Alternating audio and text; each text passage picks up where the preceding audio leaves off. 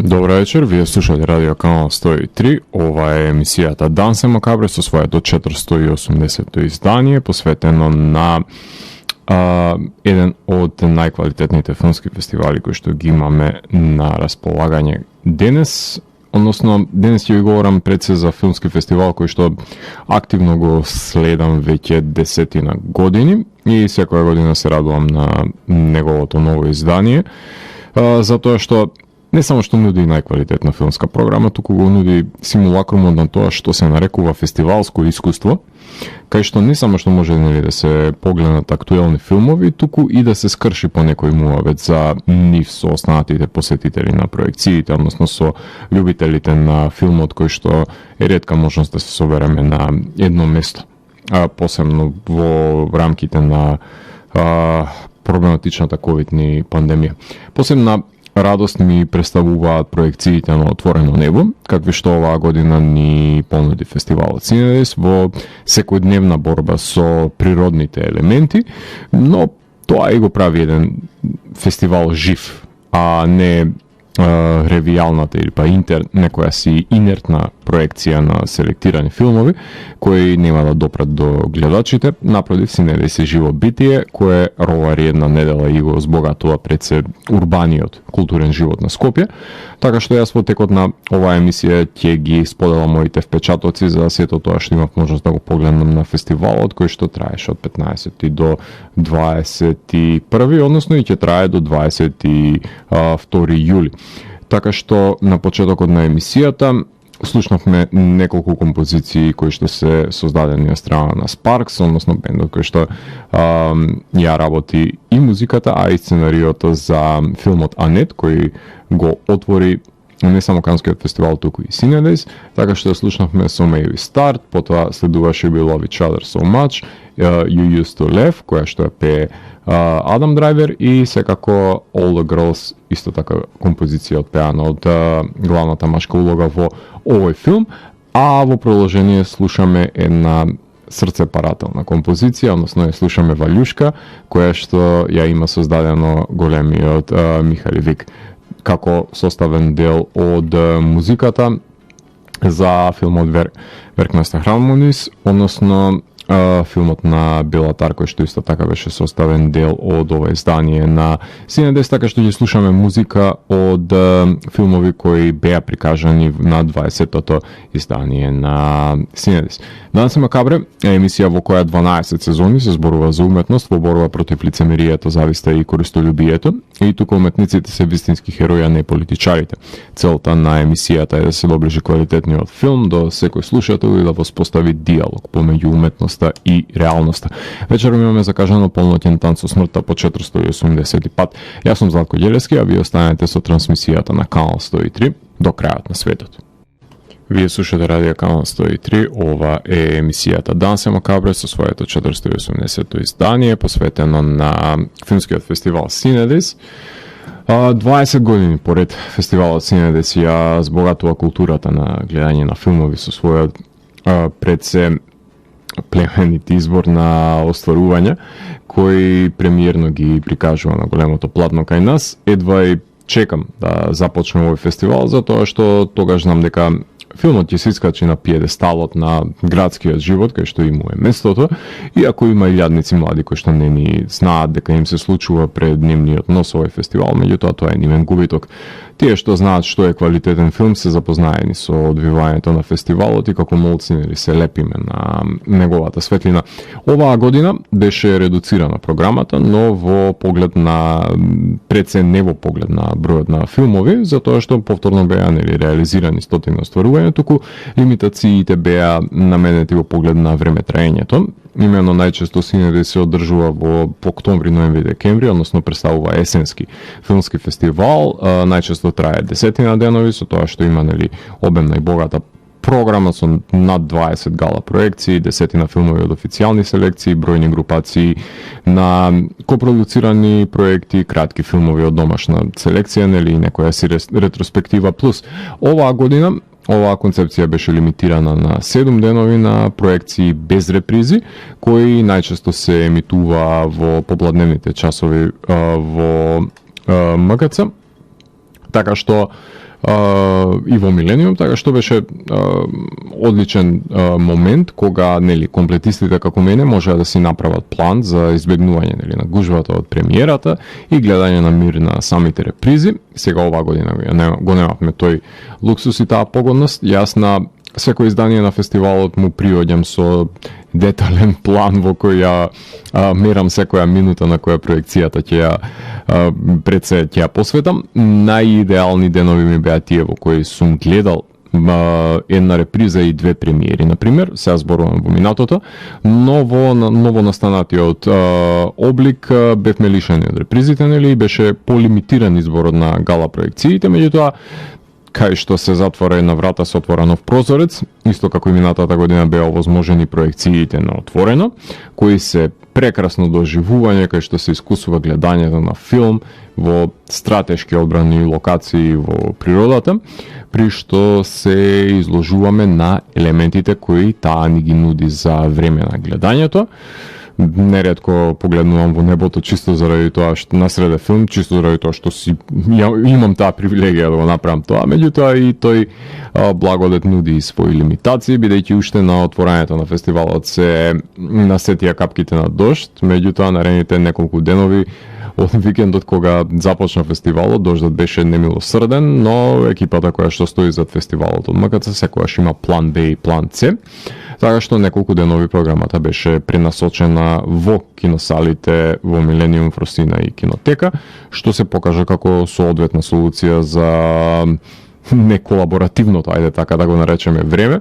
Меѓутоа на крајот на фестивалот се отвори небото и повторно зачекоривме на отворените проекции, да се дружиме и да уживаме пред се во филмот. Голем дел од публиката со кој што дискутирав сме вакцинирани и свежо прележани, така што дружењето не беше никаква пречка. За пофалба е и тематскиот концепт на фестивалот, односно факторот 20, кремата за сончање, и концептот на одење на плажа со коктели, лежалка, со крема за сончање, или со огледа на мојот светол тен и тоа како користам секој ден крема за сончање со фактор 50, не 20,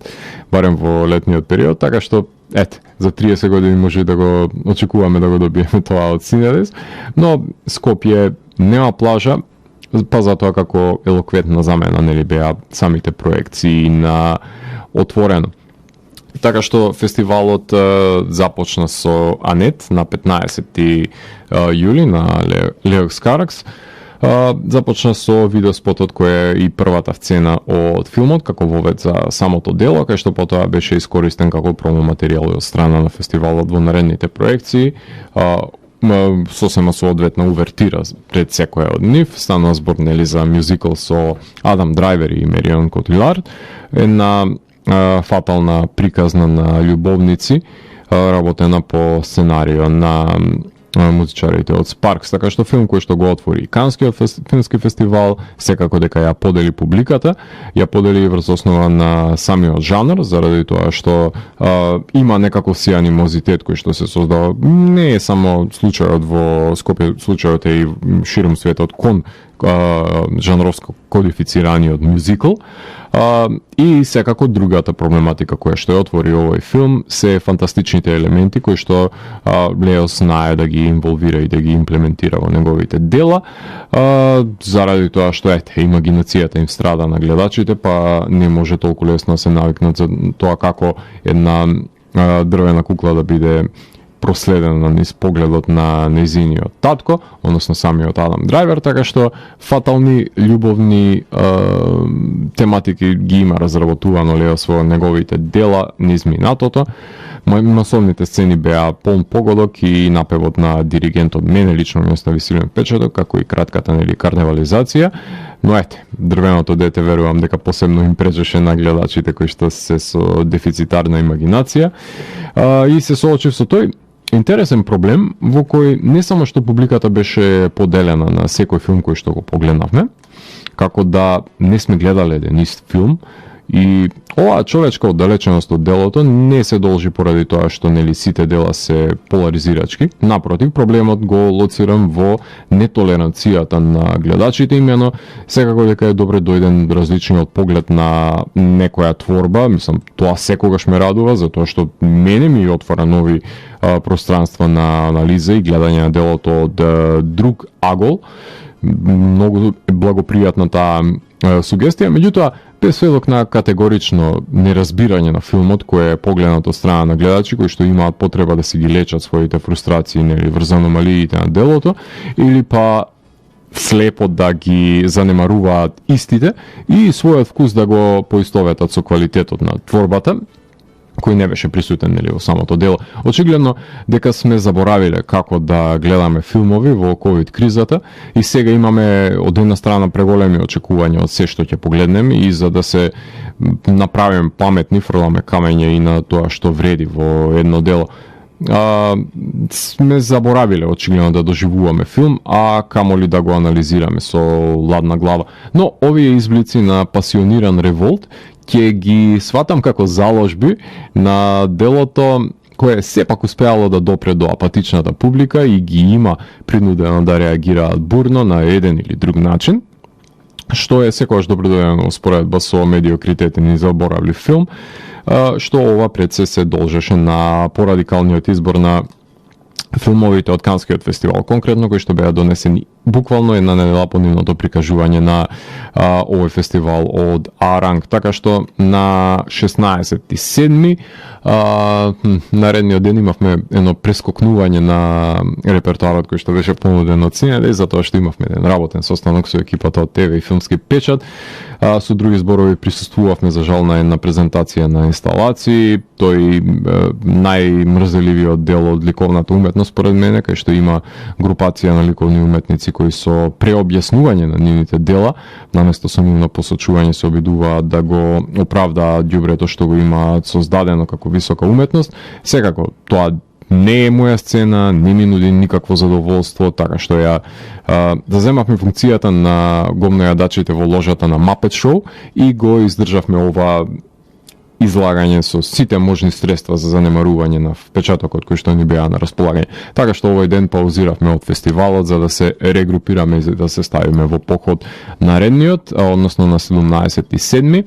каде што следуваше проекцијата на Whackmaster Harmonies на Белатар на 35 мм филмска лента која што беше доставена од Унгарија, затоа што Бела го избра филмот да држи мастерклас за ова дело по завршувањето на самата творба на Skype, а мене ми припадна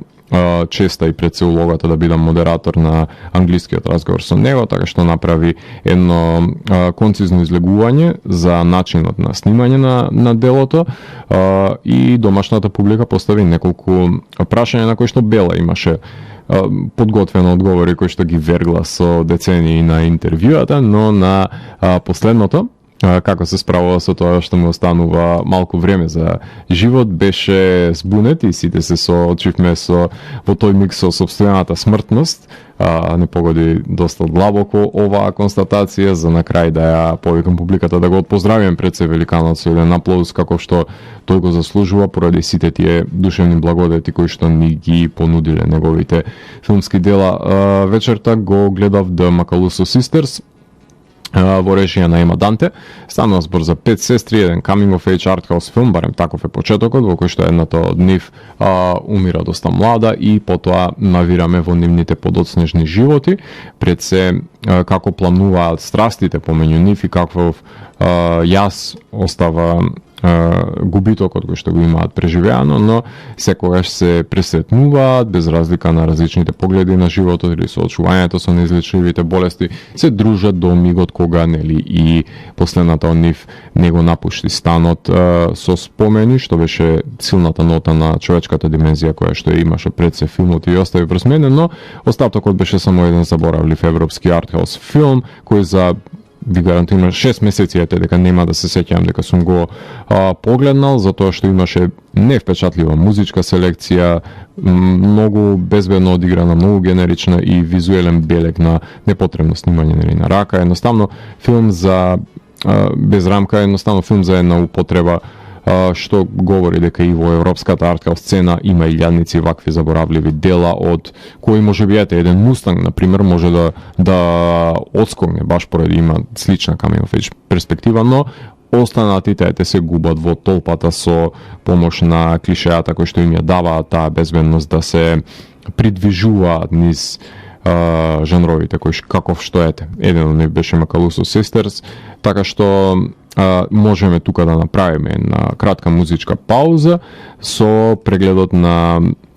доживувањата мои во поглед на филмскиот фестивал Синедес. Во продолжение ќе слушнеме композиции од филмот Nomadland, односно филмот кој што исто така се прикажа на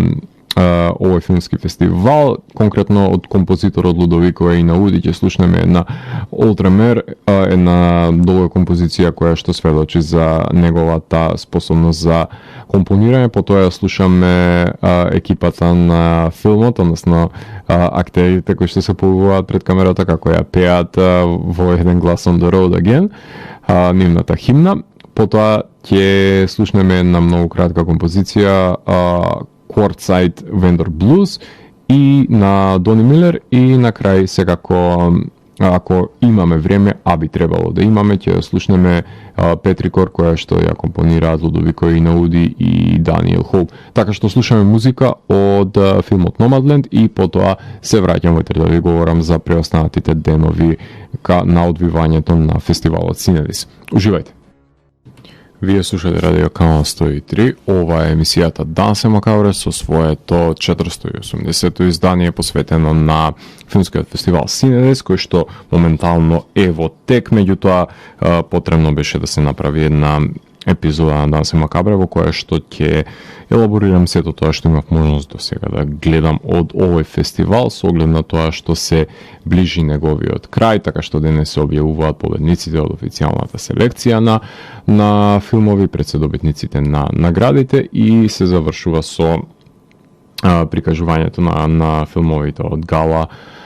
премиерите. Така што јас со прегледот доаѓам до 18.7, каде што имав можност да го гледам Хајв,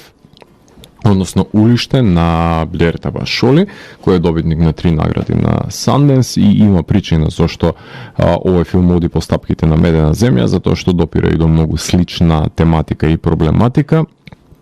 Иако пред се станува збор за игран филм за пчеларка од Косово која што се обидува да преживее со незината фамилија, да се избори за незината екзистенција, со оглед на тоа што незиниот маж исчезнува во бегалската криза и воениот конфликт, со тоа што ги ангажира останатите жени на селото да прават ајвар и да започна своја, ајде да ја наречеме фирма, која ќе го доставува ајварот во супермаркетот. Така што имаме сценарио кој што нема празен од, прекрасно е реализирано, со тоа што секој ќе го разбере овој проблем, кој може и во македонско село да се одвива, а хуманата димензија беше доловена, посебно во преписките со малоумните селани кои што хероината на филмот ја ставаат на маргините, ја антагонизираат како црна овца, за да биде затоа што се обидува нели да обезбеди леп за својата фамилија, кој што тие сметаат дека тоа на нечесен начин и на подолго прави, што воопшто не е така. Меѓутоа, кога се во прашање пред се извитоперени вредности и стравот од гледање надвор од своснената ограда и пред се коментирање да се до тоа што го прави соседот, доаѓаме до оваа немила ситуација во која што имаме жртви на капитализмот, меѓутоа во на доста духовит начин се обидуваат да земат дел од тоа што сметаат дека тие не смеат да бидат заборавен дел од општеството пред се и од социјалниот живот, со оглед на тоа што нели ова е еден силен филм за женските права и пред се борба за сопственото достоинство пред малумните денгубари од локалните кооперации, тие шовинистички говиеда кои што знаат само да озборуваат и ништо повеќе и да фрлат по некој камен во автомобилот кој што го вози протагонистката, иако филмот има драстично полоша фотографија од Медена земја, со снимањето на рака долу ова тензичност и не се одлепува од одличното избрана актерка која што го носи филмот и дури кога ќе ја претрпат штетата од искршените тегли на Ајвар, тоа изгледа како да е снимена некаква си масовна екзекуција. Така што ова беше една од тие проекции каде што имаше македонска копродукција на филмот, која што се носи своји луѓе да го погледнат.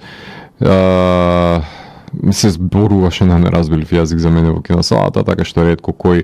од нив сум ги видел пред се на други проекции, така што немам кого да прашам како заврши филмот, затоа што заминав порано за да можам да присуствувам од почетокот на проекцијата на филмот кој што играше во Милениум. Така што имаше поклопување и за жал морав да го напуштам мој филм кој што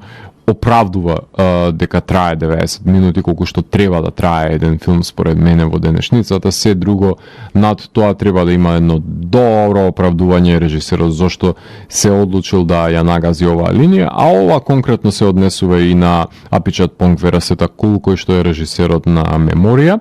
затоа што се имаше, нели, како што веќе ми напоменувам, поклопување на термините од претходно, а со новиот распоред поради дождот имав можност да погледнам кој е феноменот пред се кој што се крие и зад улиште, така што имав интересен увид во сето тоа кои се квалитетите и јаките елементи пред се кој ги поседува улиште, а конкретно тоа е безпрекорно реализираното сценарио. Тилда Свинтон го предводи Меморија, кој има долги статични кадри, има спор од и говор, таа е буквално како падната од друга планета во овој филм. Дури има една секвенца од джез бенд кој што непречено и слушаме како настапуваат во самиот кадар, а има и провокација според мене, каква што представуваше ликот кој што самиот си легна на росната ливада и си удри една дремка насреде филм.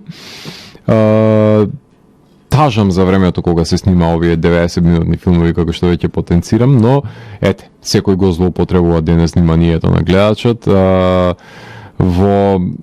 едно 2,5 часовно дело, например. Апичат Понг секако дека учел од творбите на Белатар, меѓутоа и да научил како да ја придвижи камерата во кадар секвенциите, во медитативниот филм, немаше дефинитивно да биде лошо. Ќе го придвижеше филмот на подобра инстанца. Во филмот Тилда трага по еден абразивен звук, еден силен звук, кој што ја буди од сон и го слуша таму кај што го нема, односно една звучна халуцинација доживува, додека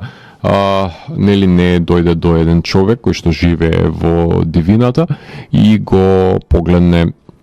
неговото минато низ незините очи. Не знам колку имаше место пресвртот на филмот во него, кој точно е дека го содржи објаснувањето за потеклото на звукот, кој дојде од нигде никаде. Една паралела ќе повлечам со краевите на Кија Вероти во Дилан Дог, кој што знае како громот ведро него да удри, меѓутоа ете има зошто со самото затоа, давајќи нов контекст пред се на филмот, но убаво е снимено дефинитивно во медитативно дело кое да почнеше порано, немаше да му завидувам на човекот кој што спиеше во кадарот, додека ние го гледавме будни во еден по полноќ ја тестираше нашата издржливост. Пред се затоа и потенцирам дека го гледам тоа како една провокација. На 19 јули имав можност да го погледнам Петровс Флу, филмот на Кирил Серебреников. Само еден филм, оваа ноќ погледнав заради тоа што Бенедета требаше да игра по него, меѓутоа беше откажана од оправливи технички проблеми. Во новиот филм на мюзиклот на распеаниот, односно на музикалниот пред се Русин, не е станал збор за мюзикл, неговиот претходен филм беше музички филм, меѓутоа и овој филм содржи здрава доза на музика во него. Гледаме три перспективи на членови на семејството кои што се болни од грип, односно таткото е стрипа авторот, кој што луцидно пред се ги напластува халуцинациите во реалноста, така што асистира, например, при едно самоубиство во една сцена и сведочи на линчување на патници од автобусот кои што се стрелани надвор од него, а неговата сопруга исто така има халуцинации како убива еден човек со нож и го сече вратот на незиниот син, а во друга перспектива, во еден наспроти еден формат, гледаме флешбек на таткото како мал преживувал кошмарни нови години, прослави на нови години во прво лице, инвентивно решено пред се, и на крај имаме еден сегмент кој што е црно-бел, кој дефинитивно најмногу му лежи на режисерот на Лето, кој е перспектива на еден лик кој не очекуваме дека низ незините очи ќе го погледнеме сето ова. Така што ова е филм кој што има премногу ликови, збогатен е со најразлични винјети во кои што простројуваат еден во друг, живеат во овој вплотен микро космос. Една Луцина очудена секако дека поседува, на која што се склони самите руси, и е збогатен со обработката секако на Тупело од Ник Кейв и бројни руски рок-н-рол бендови. Една замерка имам за течењето на преводот, заради тоа што може не беше баш синхронизиран најдобро како што може, меѓутоа тоа е една клетва која што постојано го следи овој фестивал и мораше да се одрази и во ова издание на Синедис. Така што тука ќе направиме уште една кратка музичка пауза, имено во продолжение слушаме композиции на Емил Мосери, тоа е композиторот на филмот Минари, кој што исто така беше составен дел од 20-тото издание на фестивалот Синедис, и потоа се враќам во етер да ви говорам за последниот филм кој што го гледав на фестивалот изминатата ноќ и секако крајниот заклучок од доживувањето наречено Синедис. Така што уживајте во композициите на Емил Мосери. Вие слушате Радио Канал 103, ова е емисијата Дансе Макабре, 480-то издание, посветено на филмскиот фестивал Синедис, неговото 20-та едиција, во кој што правам преглед на сето тоа што имав можност да го погледнам оваа година, завршувајќи на 20 јули со Бенедета, режисерско сторување на Пол Верховен, проекција која што беше поместена од претходниот ден, која што беше закажана, меѓутоа се емитуваше на 20 во Градски парк. Така што во овој филм Вирџинија Фира ја глуми Бенедета, која што е девојка која завршува во манастир, односно е продадена да од незините родители да биде калуѓерка, и се замонашува, каде што таа се наоѓа во еден, условно кажано го нарекувам тој љубовен триаголник помеѓу Исусот, незините халуцинации и Бартоломеја, односно една млада бунтовна девојка која што е спасена од честната сестра заради тоа што е прогонета од страна на незиниот сопруг кој што е и татко кој што ја злоупотребува. Халуцинациите се разбира дека доаѓаат од страна на еден Исус кој ја посетува, спасителот кој што ги убива сите тие CGI змии со кои што таа е обиколена. Од самиот опис претпоставам дека ќе заклучите дека Пол Верховен се спрдаши со конфликтите кои што сама се ги набива католичката црква, и тоа го прави во еден сатиричен, еден пародичен начин, меѓутоа под велот дека тој снима сериозен филм. Нападот на црквата, како и работењето на Шарлот Ремплин како честна сестра, пред се и самите бискупи кои што го гледаат тој политички бенефит, односно грабање на поени пред на собраниот народ, е една убав и смел коментар кој што Верховен може да го направи на неговите 70 и колку веќе 4 години, за кој што дефинитивно нема што да загуби доколку фрли камења над оваа религиозна институција. Меѓутоа еротските сцени се прекрасно кадрирани во овој филм. Сепак да не забораваме дека Верховен е таткото на модерниот еротски трилер, така што имаме една потребна градација на која што се развиваат во филмот, а и Вметнувањето на дилдото е еден од многуте хумористични елементи кои што го красат пред се ова издание, кое што е работено од отпадникот и на Холивуд и на Европа, кој што се надевам дека смелите гледачи ќе ја препознаат хумореската која што ја гради во ова дело, иако има архетипи од ликови со неинвентивна наративна структура, тој сепак снима комедија која на хартија одбива да потврди дека е комедија, но тоа дефинитивно е за сите тие кои што сакаат да погледнат надвор од конвенциите во кои што е представена, иако е ова една бурлеска во манирот на Монти Пајтон, меѓутоа не е толку експлицитна како и Пајтоновото дело. Сепак е еден од најзабавните филмови кои што имав можност да ја погледнам на ова издание на Cinedis изминатиот ден. Меѓутоа прескокнав да ги гледам Dear Comrades, Exile, Apples, Minari, Falling, Less Than First Man, Mainstream, Bad Luck Banging or Looney Porn, Quo Vadis Aida, Nomadland Rifkin's Festival и The Human Voice. Ова се 12 филмови кои ги имав претходно погледнато, па ги заобиколив. За нив имам реализирано посебни рецензии во епизоди на Видеологија, пишував и за нив во Филмски печат, а имав и рецензии во емисијата во Макабре Филмфест едициите. Така што сметам дека се покриени тие што вределе да бидат покриени за Рифкинс фестивал кој што играше денес на затварањето Human Voice, се разбира, кој што беше прикажан денес. Мислам дека не сум говорел никаде, меѓутоа за новиот филм на Вуди Ален дефинитивно не треба да се трошат зборови, заради тоа што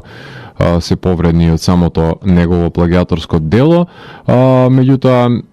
беше за жал поместена проекцијата на кратките македонски филмови за утрешниот термин, така што се надевам дека ќе соберам сили да ги испочитувам и овие творби. Дефинитивно ова беше едно кратко, но сладко издание на Cinedis, во кој што можев да уживам во проекциите и на затворено и на отворено, така што добивме еден хибриден фестивал, ако може така да се нарече, со оглед на тоа што бевме шетани на најразлични локации, меѓутоа таму каде што е квалитетниот филм, таму треба да си го најде и својот гледач, така што според мене беше едно успешно издание на Cinedis во кој што се бореа организаторите со природните непогоди, меѓутоа на крајот на денот ја извојува победата да ги донесат квалитетните филмови до гледачите кои тоа како беа жедни за гледање на овие филмови, со оглед на тоа што беа посетени сите проекции на кои што и јас присуствував. За самиот крај на емисијата морам да истакнем дека ова можеби ќе биде, не можеби, туку сигурно тврдам дека ќе биде последното издание на Дансе Макабре за оваа сезона со во говорен формат. Со оглед на тоа што оваа сезона на Дансе Макабре претрпи и се уште претрпува ненаминливи штети во поглед на непреченото реализирање на емисијата, со тоа што се уште не смееме да повикуваме гости во студиото, па јас применувам герила тактики со тоа што снимам интервјуа на клупи, во паркови, во МКЦ на работни студија на авторите. Едноставно, ако не може гостите да дојдат во Дансе Макабре, тоа е Дансе Макабре оди кај нив. Тоа беше измачувачката мантра за оваа година, која што ја применив со цел да пркосам на дефетизмот и апатијата и да се изморам за промовирање на уметноста во медиумите, за да се надградиме пред себе си како личности. Кој ќе го свати тоа и ќе го почитува, сум му благодарен. Останатите продолжите да бидете сезнајните и арогантни човечулиња какви што сте.